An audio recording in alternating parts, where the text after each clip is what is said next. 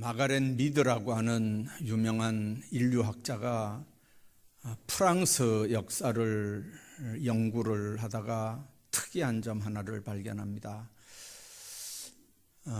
프랑스에는 역대 왕이 69명이었답니다. 그런데 69명 왕 중에 국민들에게 존경을 받고 사랑을 받았던 왕들은 69명 중에 3명밖에 없더래요. 그래서 이 마가렛 미드가 그 이유가 뭔지에 대해서 그 3명의 왕의 탄생부터 시작을 해서 추적을 한 거죠. 근데 다 학교를 나왔고 다 유명한 사람들에게 붙여서 교육을 받았고 다 왕이 될 수 있는 훈련을 다 왕자 훈련을 받았고 뭐 다른 건 다 비슷한데 한참 연구를 하다 보니까 이 3사람에게 다른 점 하나가 발견된 거예요. 그게 뭐냐면 이 3사람만 어머니에게 젖을 먹고 그리고 어머니에게 교육을 받았다고 하는 점이죠. 나머지 왕들은 어릴 때 유모가 키웠고 그리고 후궁들이 이 왕들을 다 키운 거예요. 어렸을 때 왕자들을. 그러면서 그 미드 박사 이 연구를 통해서 하는 얘기가 뭐냐면 어머니의 사랑을 듬뿍 받고 자란 아이가 어른이 돼서 행복한 가정도 꾸리고 사회적으로는 인격적으로도 존경받는 리더가 된다 하는 얘기를 이제 마가렛 미드가 주장하는 거죠. 여러분들 어린 나이에 어머니에게 받는 교육적인 영향력을 강조하는 얘기입니다만은 이제 요즘같이 바쁜 세상 너무나 힘든 얘기가 돼버렸습니다.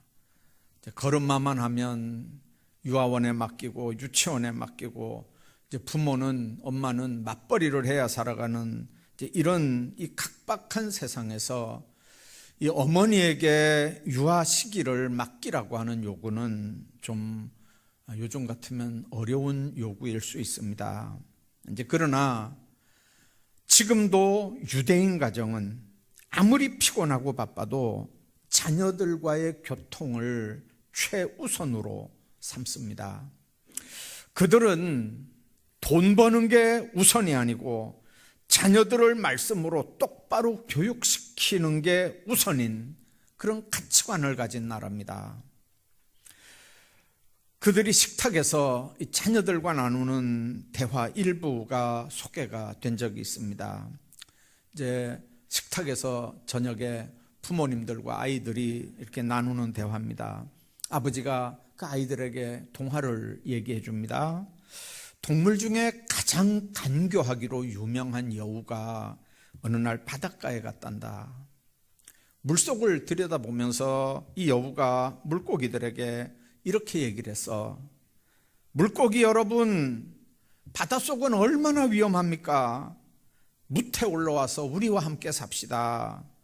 어부들이 그물을 쳐서 여러분들을 잡으려고 합니다.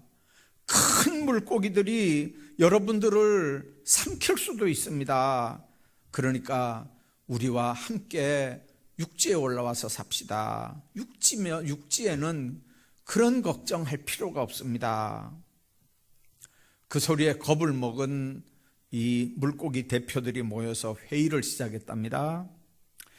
여우가 하는 말에 상당히 일리가 있다고 주장하는 그런 이야기부터 시작해서 바닷속이 아무리 위험하긴 하지만 그래도 여태까지 우리가 그렇게 살아왔지 않느냐. 이제 서로 찬반 이렇게 이야기를 하다가 이제 물고기들은 오랜 논의를 거쳐서 여우의 제안을 거절하기로 최종 결정을 합니다. 그리고 이제 물고기 대표가 물 위에 올라와서 여우에게 이렇게 얘기를 했대요. 여우님, 우리를 생각해 주는 건 고맙지만 우리는 물속에서 사는 게 마음 편합니다.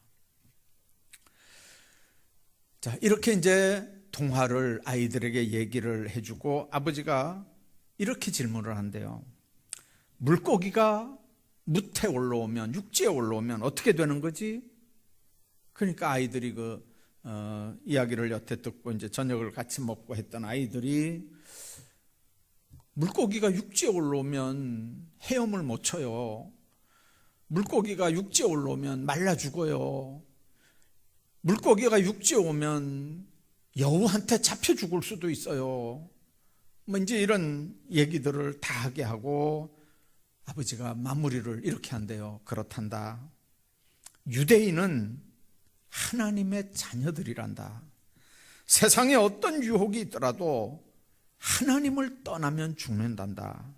유대인임을 망각해서는, 잊어버려서는 안 되는 거란다. 이제 그렇게 하고 이야기를 마무리한대요. 이제 그런 것 말고도 탈무드에 있는 많은 얘기들을 이제 이런 식으로 부모들이 자녀들에게 얘기하는 거죠. 여러분, 어릴 때 어린아이들 마음속에 심겨지는 이 가치관이나 교훈은 가슴을 울려주는 감동과 각성을 있게 하는 거거든요.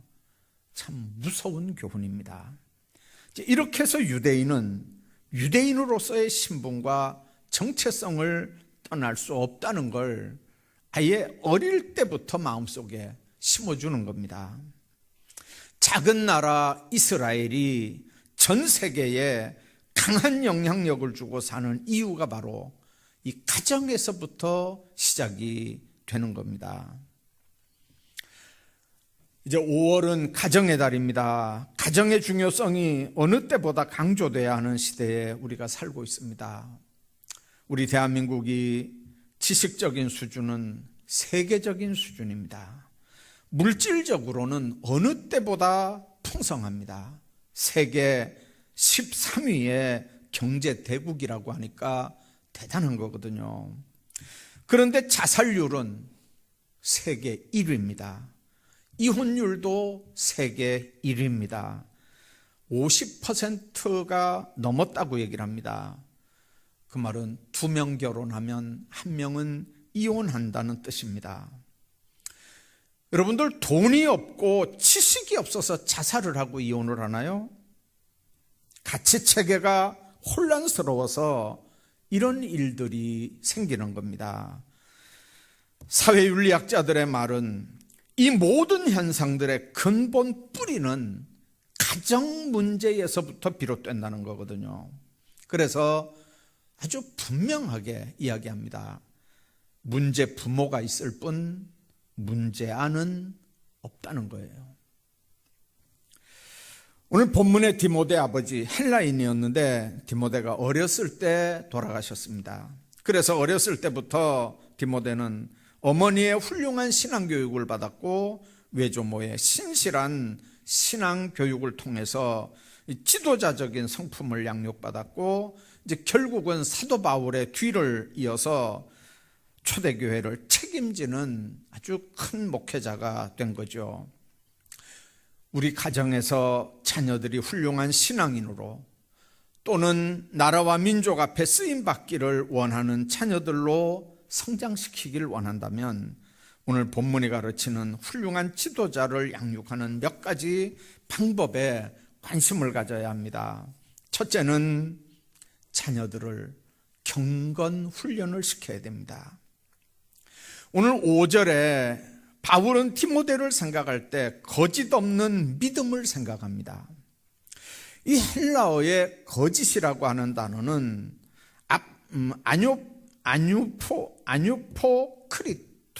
아뉴포크리투라는 단어입니다. 바울 서신에 로마서 12장과 고린도후서 6장에 2번 딱 나오는 단어입니다. 이 아뉴포크리투라고 하는 말은 사랑이라고 하는 단어를 수식하는 형용사로 쓰여진 단어입니다. 그러니까 뭐가 거짓입니까? 사랑이 없는 모든 언행이 거짓이라는 의미입니다. 믿음도 마찬가지입니다. 사랑이 거짓된, 사랑이 결여된, 사랑으로 하지 않는 모든 믿음의 행위가 거짓 믿음이라는 의미입니다. 여러분들, 사랑도 마찬가지거든요. 사랑도 정말 하나님 앞에 사랑 없는 사랑, 거짓 사랑, 그건 거짓이거든요. 사랑에 거짓이 있을까요? 얼마든지 있습니다. 여러분들, 바울은 디모데에게 거짓 없는 믿음을 이야기하면서 그걸 증명하는 단어 두 개를 여기 얘기를 합니다. 하나는 청결한 양심, 또 하나는 눈물. 바울은 디모데의 양심과 눈물을 보고 디모데는 거짓 없는 믿음의 소유자구나, 그렇게 판단을 하는 거죠. 그리고 이 믿음이 외조모 로이스와 어머니 유니게 속에서 있었던 게 상속됐다고 하는 걸 지금 얘기를 합니다. 믿음은 신앙의 개척자들도 있긴 있습니다.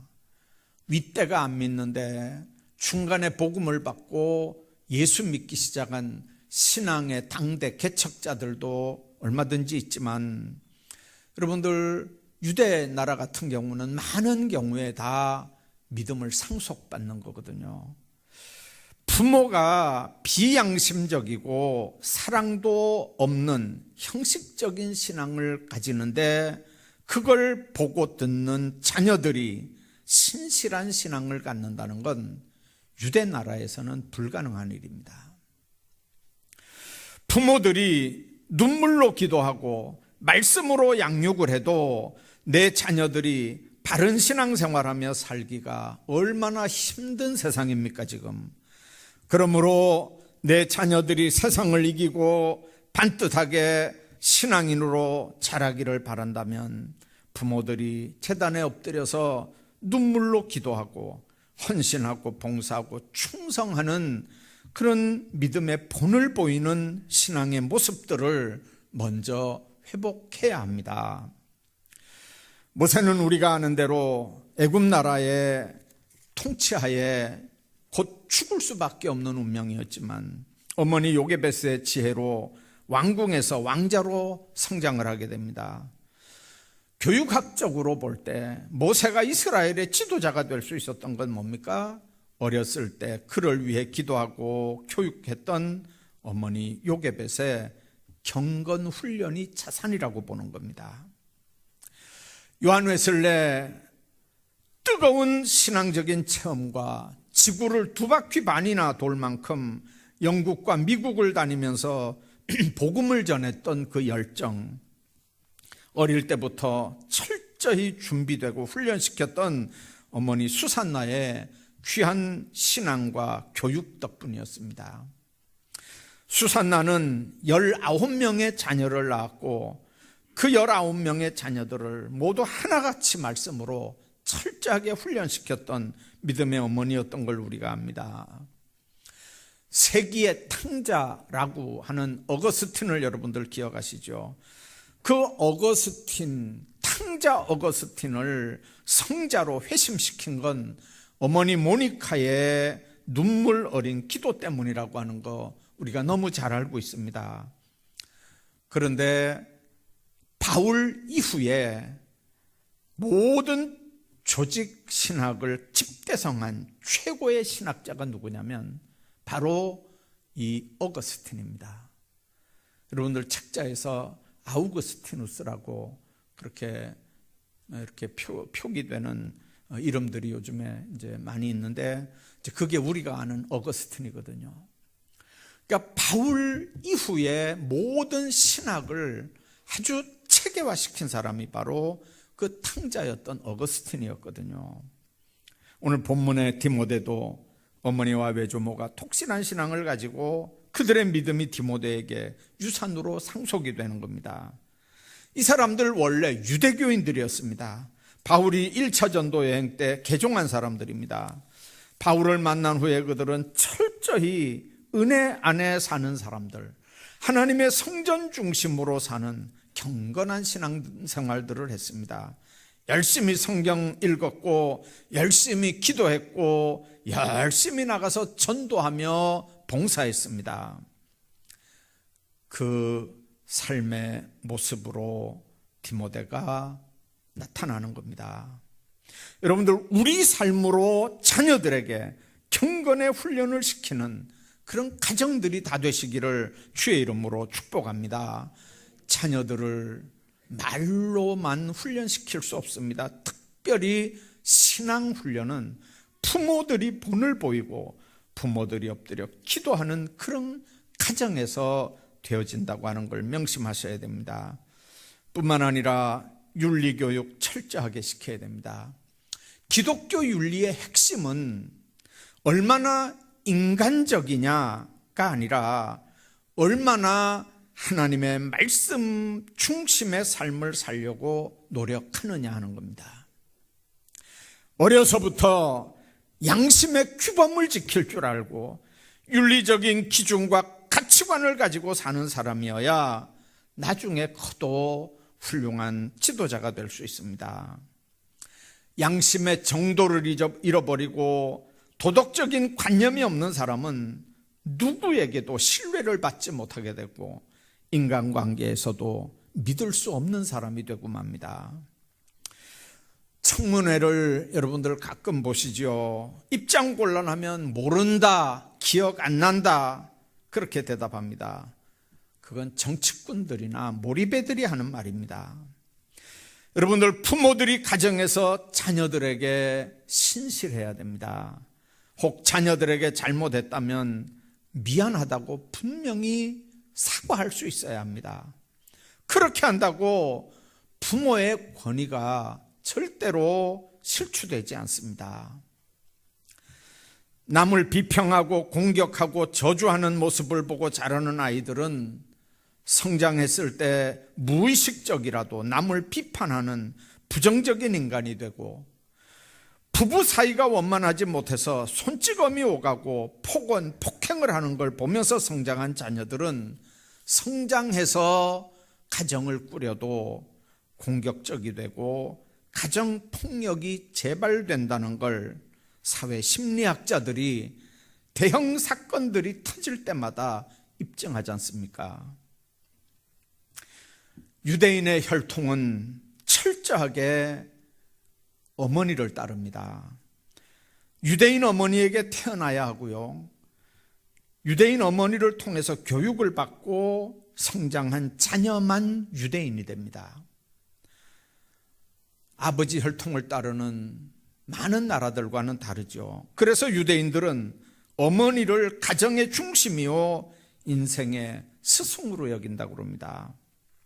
한 유대인 어머니가 결혼을 앞둔 딸에게 보낸 편지가 SNS에 공개가 됐습니다. 내용이 이런 겁니다. 사랑하는 딸아, 네가 남편을 왕처럼 섬긴다면 너는 왕비가 될 것이다. 만약 남편을 돈이나 벌어오는 하인으로 여긴다면 너도 하녀가 될 뿐이란다. 네가 지나친 자존심과 고집으로 남편을 무시한다면 네 남편은 폭력으로 너를 다스릴 것이다. 만일 남편의 친구나 가족이 방문하거든 밝은 표정으로 정성껏 대접해라. 그러면 남편이 너를 소중한 보석으로 여길 것이다. 항상 가정의 마음을 두고 남편을 공경해라. 그러면 그가 네 머리에 영광의 관을 씌워줄 것이다. 예수 믿는 믿음의 엄마들이 생각해야 되는 교훈입니다. 옛날에는 고부간의 갈등이 부부 사이를 가르고 심하면 이혼까지 이르게 하는 원인이 되기도 했습니다. 사회 문제였죠. 그런데 요즘은 장모와 사위 간의 갈등이 아주 심각하답니다. 그래서 사위는 장모 사랑이라는 이런 전통을 깨고 장서 갈등이라고 하는 신조어를 낳았습니다. 무식한 엄마들은요, 딸들이 결혼 생활에 어려운 일을 얘기하면 당장 결혼 생활 때려치우고 집에 돌아오라고 얘기한대요.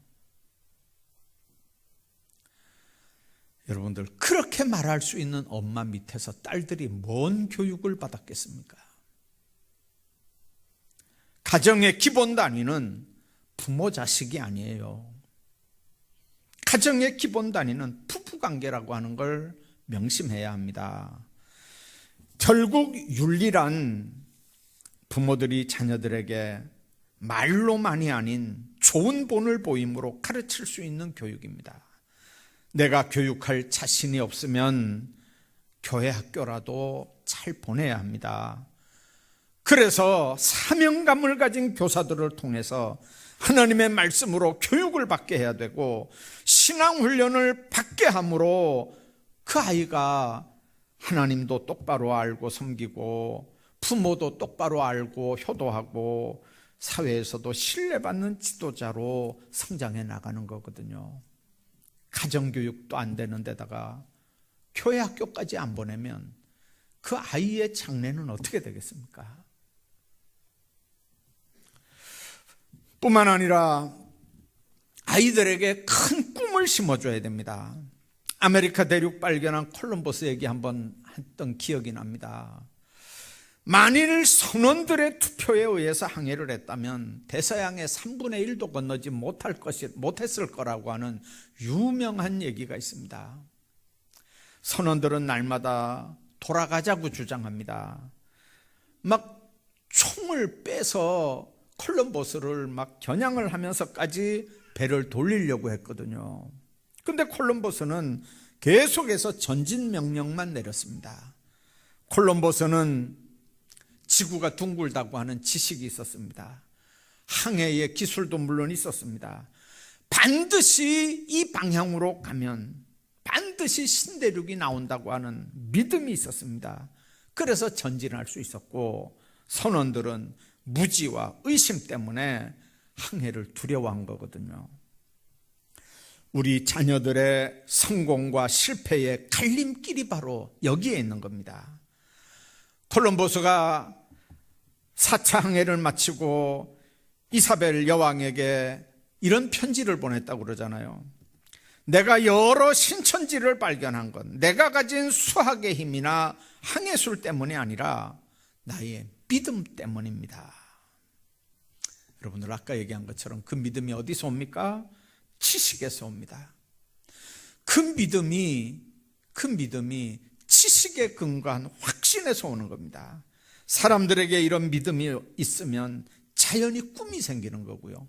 그런 꿈이 있으면 용감해지는 거고 담대해집니다. 이런 꿈이 내 자녀들을 결국 성공에 이르게 하는 거거든요. 꿈이 없는 백성은 망하는 거예요. 발명한 에디슨에 대한 얘기 여러분들 잘 알죠? 학교에 보내놨더니 수업에 적응을 못합니다. 선생님이 부모를 불러서 이 에디슨은 이 학습 부진하고 전응하기 때문에 이 아이는 학습 진도를 따라갈 수 없는 아이라고, 이 아이는 안 되는 아이라고 그렇게 포기한 아이가 바로 에디슨입니다. 그러나 부모는 그 에디슨을 집에서 공부를 시켰고 그의 꿈을 실현시켜서 발명왕이 되게 하는 겁니다. 가정에서 부모들이 자녀들의 꿈을 키워줘야 됩니다. 잘못이 있고 실수가 있을 때 실수나 부족함을 책망하지 말고 미래를 생각하고 용기를 불어넣어줘야 되거든요. 그렇게 하려면 어린 시절부터 부모들은 자녀들에게 있는 하나님의 은사, 달란트들을 발견해내야 됩니다. 하나님이 내 자녀에게만 준 은사, 그 달란트가 뭔지 그걸 발견해내야 되고 그 부분을 최대한 개발시켜줘야 됩니다.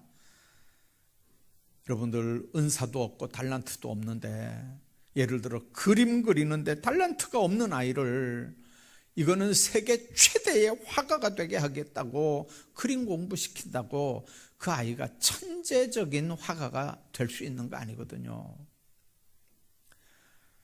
아이에게 음악성이 없는데 부모 욕심으로 아이를 음악시킨다고 그 아이가 음악으로 성공할 수 있는 게 아닙니다. 부모가 정말 분명하게 알아야 되는 건 이 아이에게 있는 이 달란트가 뭔지, 이 아이에게 있는 이 잠재적인 놀라운 능력이 뭔지를 빨리 발견해내고 그 부분에 집중적으로 훈련을 시켜내는 겁니다.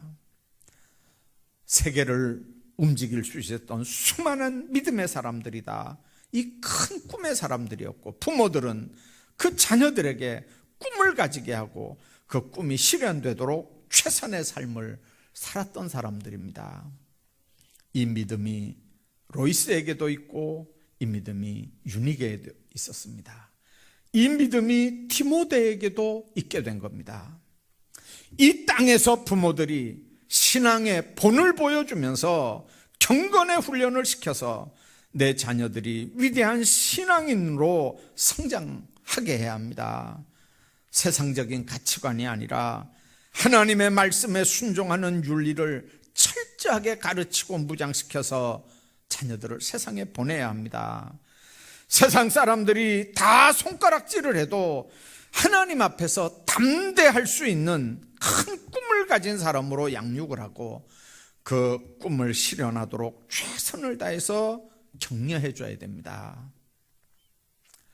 부모만 한 번 왔다 가는 인생을 사는 게 아닙니다. 자녀도 한 번 왔다 가는 세상을 사는 아이들입니다.